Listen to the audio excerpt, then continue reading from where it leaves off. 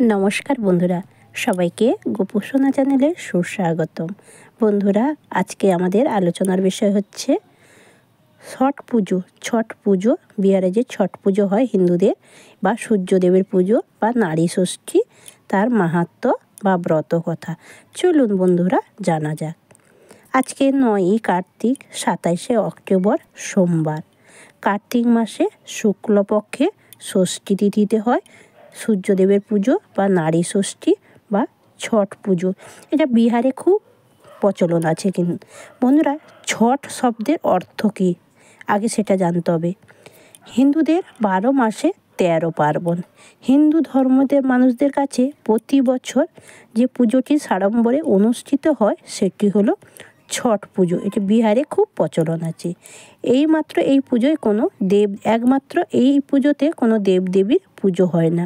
এটা সমুদ্রের ধারে বা জলাশয়ের ধারে বা পুকুরের পাড়ে ছট পুজো আসলে সূর্য দেবতা এবং 6টি মাইয়ার পুজো হয়। বেদ অনুযায়ী 6টি মাইয়া হলেন কে? দেবী উষা। উষাকে সূর্যদেবের ছোট বোন। কার্তিক মাসে শুক্লপক্ষে ষষ্ঠী তিথিতে অনুষ্ঠিত হয় এই পুজোর নাম ছট পুজো। আবার অনেকে ভোজপুরি, নেপালি ও বলে থাকে। আচ্ছা, ছট শব্দের অর্থ হলো ষষ্ঠী। সংস্কৃত শব্দ ষষ্ঠী থেকে এসেছে ছট, মানে ছট পুজো। ছট পুজো এসেছে। এবার চলুন বন্ধুরা জানা যাক ব্রতকথা বা মাহাত্ম্য। মূলত এই অনুষ্ঠানটি হয় সূর্যদেব এবং তার পত্নী প্রত্যুষা দেবীর উপাসনা করা হয়। কার্তিক মাসে শুক্লপক্ষে ষষ্ঠী তিথিতে এই পুজোটি ছট পুজো বা ছোট মাইয়া বা ছট মাইয়ার পুজো বলে অনেকেই বিশ্বাস করে বা মানে। সূর্যদেবকে সন্তুষ্ট করার জন্য পরিবারের শান্তি, সুখ এবং সন্তানের মঙ্গল কামনায় মায়েরা করে থাকেন এই পুজো। সূর্য দেবতা পৃথিবীতে আলো এবং জীবন ও শক্তির উৎস।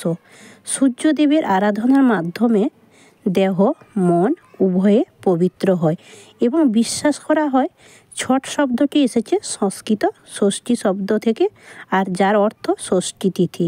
মানে কালী পুজোর পর কার্তিক মাসের শুক্লপক্ষের ষষ্ঠী তিথিতে এই পুজোটি অনুষ্ঠান হয়।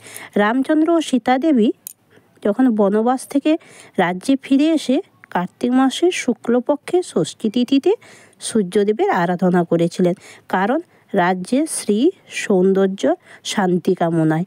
বলা হয় সেই দিন থেকে এই ব্রত প্রচলন হয়েছে আমাদের। আবার দ্বাপর যুগে সূর্যদেবের পুত্র কর্ণ প্রতিদিন নদীতে দাঁড়িয়ে সূর্যদেবের পুজো করতেন। তিনি ছিলেন অঙ্গ দেশের রাজা এবং মহান দানবীর কর্ণের এই সূর্যের উপাসনাকে ছট পুজো বলে অনেকে ঘনিষ্ঠভাবে জড়িত আছে। এর একটি কাহিনী আছে। সূর্যদেবের স্ত্রী উষা ও ছোট পত্নীকে ছোট মাইয়া বলা হয়, তাই এই পুজোর নাম হয়েছে ছোট মাইয়ার পুজো। ছট পুজোর মাধ্যমে পরিবারের সুখ শান্তি, সন্তানের দীর্ঘ আয়ু, সুখ সমৃদ্ধি কামনা করা হয় কঠোরভাবে উপবাস করে। বিশ্বাস করা হয় ছট পুজোর মোট 4 দিনব্যাপী উৎসব পালন করা হয়। 1 নম্বর হচ্ছে নাহায়া ধায়, মানে প্রথম দিন। নাহায়া মানে এই দিন উপবাসকারী নারীরা সকাল থেকে উঠে স্নান করে শুদ্ধ হয়ে নিরামিষ আহার করবেন এবং গঙ্গায় বা নিকটবর্তী কোনো নদী বা জলাশয়ে বা পবিত্র জলে তাতে রান্না করা হয়। এই দিন থেকে রসুন পেঁয়াজ খাওয়া নিষিদ্ধ, সম্পূর্ণ নিরামিষ আমিষ খাওয়া যাবে না। 2 নম্বর হচ্ছে ধারনা, মানে খারনা। দ্বিতীয় দিন খারনা, মানে এই দিন সূর্যদেবের উদ্দেশ্যে খারনা পালিত হয়। মানে সন্ধ্যার সময়, সূর্যাস্তের সময় পায়েস, গুড়, চাল, লুচি, কলা ও মিষ্টি অর্পণ করা হয়। এরপর ব্রতীরা 24 ঘন্টা উপবাসে প্রবেশ করে। 3 নম্বর হচ্ছে সন্ধ্যায় অর্ঘ্য, মানে তৃতীয় দিন। এদিন হচ্ছে সূর্যাস্তের সময় নদী বা যে কোনো পুকুরের ঘাটে বা জলাশয়ের কাছে অর্ঘ্য দেওয়া হয়। নারীরা মানে মেয়েরা কোমর পর্যন্ত জলে দাঁড়িয়ে সূর্যদেবের আরাধনা করে এবং মানে গলায় ফল দেওয়া হয়, ঠেকুয়া, চালের লাড়ু, ফুল, ধূপ, প্রদীপ ইত্যাদি সাজিয়ে থালায় অর্ঘ্য দেওয়া হয়।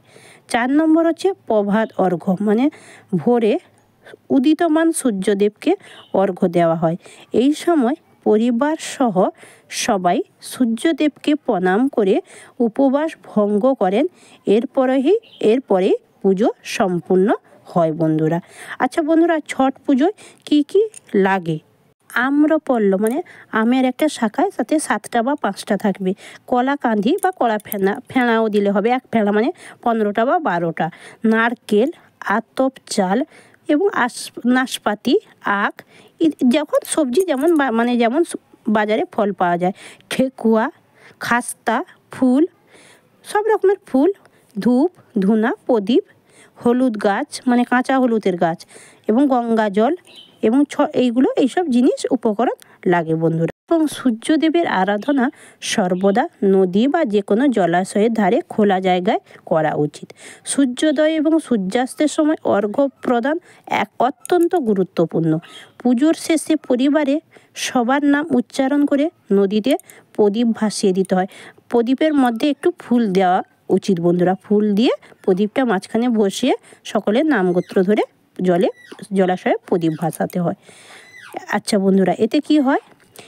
এবং আত্মসংযম থাকতে হয়, শুদ্ধতা ভক্তির প্রতীক। এটি সম্পূর্ণ মানে সূর্যদেবের উদ্দেশ্যে পুজো। এবং শেষে পারিবারিক আচার পালন করার জন্য আমিষ রান্না করে আনন্দ করে সবাই ভোজন করে একসঙ্গে, ঠেকুয়া, ফল, মিষ্টি, প্রসাদ বিতরণ করে। এবং ছট পুজো আমাদের শেখায় ভক্তি, ত্যাগ, শুদ্ধতা এবং প্রাকৃতিক শক্তির প্রতি কৃতজ্ঞতা। এবং মানব জীবনে সূর্যই হচ্ছে প্রধান দেবতা। কারণ বন্ধুরা, সূর্যদেব হচ্ছে সকল শক্তির উৎস। নবগ্রহ দেবতার মধ্যে আমরা সূর্যদেবকেই আমরা একমাত্র দর্শন করতে পারি এবং জল দান করতে পারি। সূর্যদেবের উদ্দেশ্যে জল নিবেদন করবে।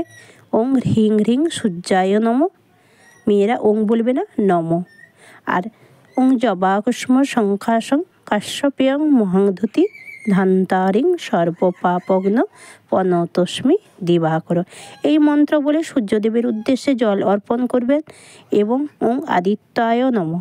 ওং বলবে না মেয়েরা, নম আদিত্যায় নম বলে সূর্যদেবের উদ্দেশ্যে জল অর্পণ করবে।